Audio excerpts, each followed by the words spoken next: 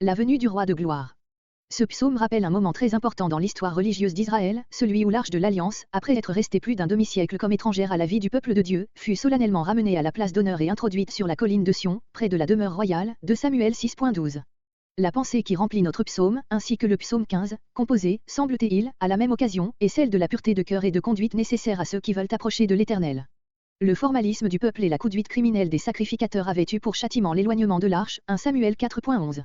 La leçon divine a été comprise de l'élite d'Israël, représentée par David. Le psaume comprend 2 parties. La première pourrait être intitulée « L'approche de l'Éternel », versets 1 à 6, la seconde « L'entrée de l'Éternel dans sa résidence », versets 7 à 10. Verset 1. Verset 1 à 6 L'Arche s'approche. L'Éternel, dont elle est le trône, est le Dieu de toute la terre, versets 1 et 2. L'homme pur dans ses actions et ses intentions est seul digne d'habiter auprès de lui, versets 3 à 6. La terre habitable, 2 expressions différentes désignant, la première, tout l'ensemble de la création terrestre, la seconde, la surface terrestre, comme habitation de l'homme. La terre est à l'Éternel, Exode 19.5, Deutéronome 10.11, Psaume 50.12, Psaume 89.12, etc. Il fallait aux Israélites éclairés qui se rendaient quelque peu compte de la petitesse de leur pays, en face du monde idolâtre, une foi ferme, pour persister à croire que l'Éternel était le maître de toute la terre. Saint Paul cite cette parole, pour rappeler que le chrétien peut user de tout aliment utile, 1 Corinthiens 10.26, et l'enfant de Dieu de tous les temps voit dans le fait qu'il ne saurait sortir du domaine de son Père céleste un motif de confiance, de reconnaissance et de fidélité dans l'emploi de toutes choses. Verset 2. Sur les mers. Le psalmiste trouve une preuve permanente de la toute-puissance de Dieu dans le fait que la terre peut subsister inébranlable sur un fondement mouvant.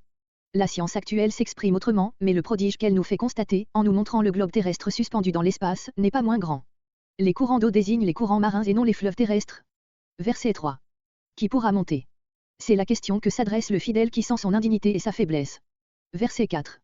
Les mains, le cœur. Il faut que les mains qui apportent des offrandes à l'Éternel soient pures de toute mauvaise action et que le cœur ait renoncé à tout mauvais sentiment. Matthieu 5.23. La vanité, ce qui est vide, les faux biens, les faux dieux, la fausseté, les affections déréglées. Tout cela est incompatible avec le service de l'Éternel. Verset 5. Il emportera la bénédiction. Son adoration ne sera pas stérile. Et la justice. Il l'emportera d'auprès de Dieu, qui la lui donne. Celui qui a les mains nettes et le cœur pur semble devoir apporter à Dieu sa propre justice, comme le pharisien de la parabole, Luc 18.11-14. Mais non, il sent que, malgré tout son bon désir et toute sa sincérité, il manque encore beaucoup à sa justice et qu'il a besoin d'en recevoir de Dieu une plus parfaite, que Dieu lui-même puisse accepter en plein. Philippiens 3.8-10. Verset 6.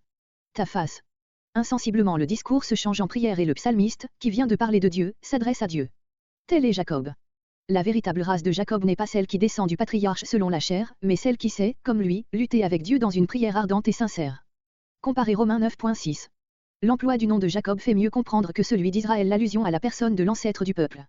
Les mots tels mis entre crochets dans notre traduction, ne sont pas dans le texte, mais c'est là le seul sens possible, à moins que l'on admette avec les 70 et autres traductions, la leçon suivante qui ajoute un mot au texte hébreu, telle est la race de ceux qui recherchent ta face, ô Dieu de Jacob. Verset 7. Verset 7 a dit l'arche est maintenant en vue. L'Éternel va entrer en possession de sa résidence, tout le peuple éclate en un chant de triomphe. Portes éternelles. Ce sont les portes de la forteresse de Sion. Le psalmiste les personnifie et les invite à se mettre à la hauteur de l'honneur qui leur est fait. En devenant la résidence du souverain, Sion revêt un caractère de durée éternelle.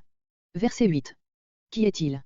On peut se représenter cette question prononcée ou chantée par une voix seule, tandis que le chur répond, c'est l'Éternel. Le puissant, littéralement, le héros, le redoutable guerrier, ainsi que l'exprime plus complètement le stiche suivant. Verset 10. La question se renouvelle. L'événement est si grand, l'honneur fait à Sion si extraordinaire, qu'on a peine à y croire, il faut interroger à nouveau et entendre encore une fois le nom du roi qui fait son entrée. L'Éternel des armées. Ce n'est plus seulement comme un grand guerrier qu'est désigné l'Éternel, mais comme celui qui dirige toutes les armées célestes, anges et astres, Psaume 103.21, Ésaïe 40.26, et qui régit en maître souverain tout l'ensemble des créatures.